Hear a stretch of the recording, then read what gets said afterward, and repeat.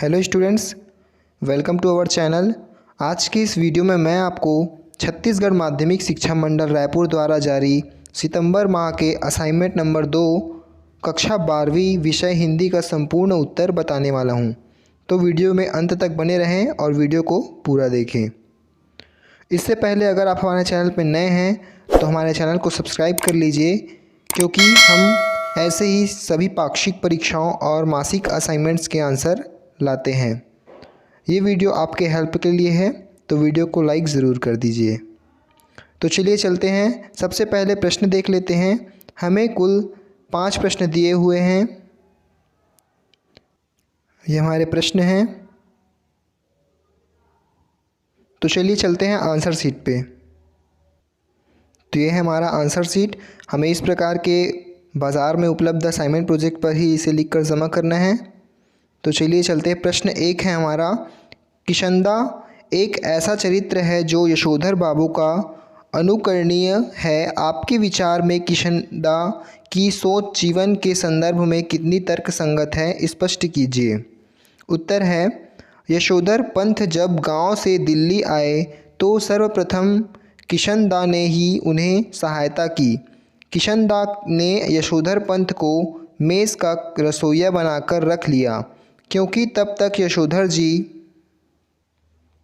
की उम्र सरकारी नौकरी के लिए कम थी। बाद में किशनदा ने उन्हें अपने ही नीचे नौकरी दिलवाई और दफ्तर के कामों में भी मार्गदर्शन किया। यशोधर बाबू किशनदा की हर आज्ञा का पालन करते थे।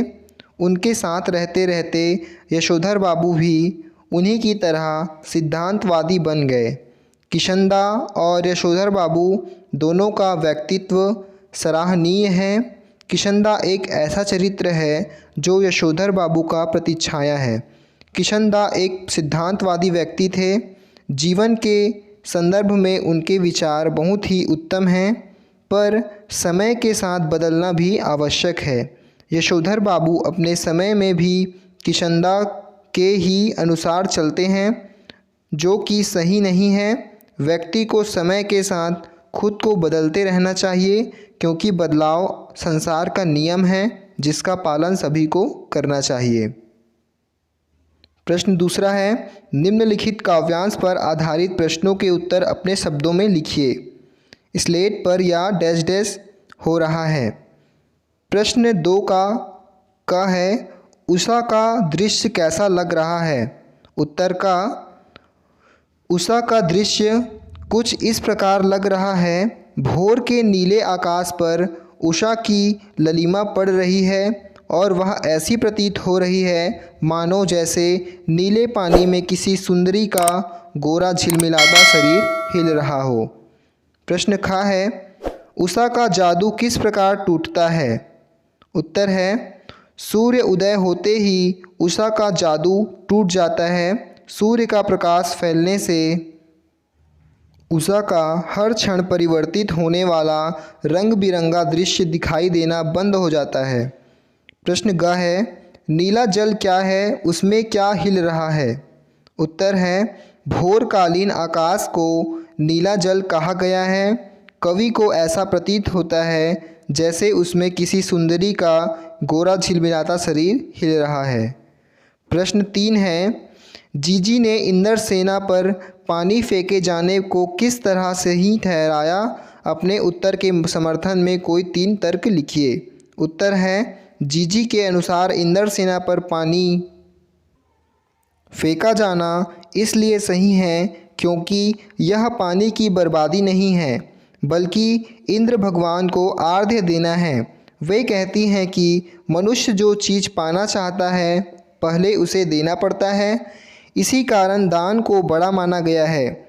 दूसरों के कल्याण के लिए दिया गया दान ही फल देता है, और सच्चा त्याग तभी कहलाता है जब आप किसी वस्तु का दान कर रहे हो, वह वस्तु आपके पास अधिक मात्रा में ना हो। इसे ही सही अर्थों में दान माना जाता है। इसमें निम्न तर्क दे सकते हैं। पहला, हम पानी का आर्घ्य चढ़ाते हैं। जो चीज़ हम पाना चाहते हैं पहले देंगे नहीं तो पाएंगे कैसे।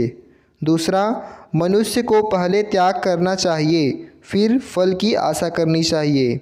तीसरा, किसान को भी पहले खेत में अच्छे बीज डालने पड़ते हैं, तभी उसके बाद खूब सारा अन्न प्राप्त होता है। प्रश्न क्रमांक 4 है, उड़ने और खिलने का कविता से क्या संबंध बनता है? कविता के बहाने कविता के आधार पर स्पष्ट कीजिए। उत्तर है, उड़ने और खिलने का कविता से गहरा संबंध है। कविता में उड़ने का अर्थ कल्पना से है तथा खिलने का अर्थ विकसित भावों के संदेश से है।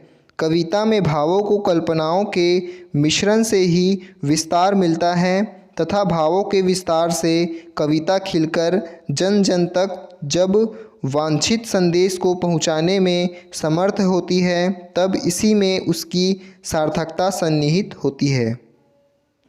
प्रश्न 5वां है, निम्नलिखित प्रश्नों के उत्तर संक्षेप में लिखिए। प्रश्न 5वां का क है, पीठ पत्रकारिता किसे कहते हैं?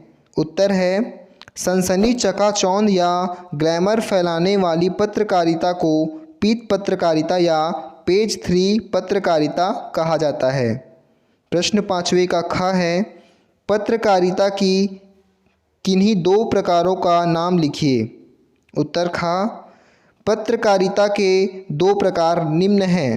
पहला, वॉचडॉग पत्रकारिता, दूसरा खोजपरक पत्रकारिता। प्रश्न 5वें का ग है, स्वतंत्र पत्रकार कौन होते हैं? उत्तर ग है, ये पत्रकार किसी विशेष समाचार पत्र या संगठन के वेतनभोगी नहीं होते। ये भुगतान के आधार पर अलग अलग समाचार पत्रों के लिए काम करते हैं। प्रश्न 5वें का घ है, पत्रकारिता से आप क्या समझते हैं?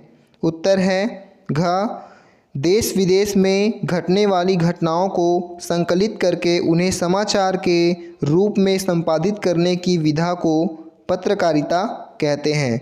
तो इस प्रकार हमारे 5 प्रश्नों के उत्तर पूर्ण हो चुके हैं। तो वीडियो को अपने सभी दोस्तों को ज़्यादा से ज़्यादा शेयर करें। वीडियो को लाइक ज़रूर करें, क्योंकि वीडियो आपके हेल्प के लिए बनाया गया है। और ऐसे ही सभी मासिक असाइनमेंट के उत्तर के लिए हमारे यूट्यूब चैनल को सब्सक्राइब करें।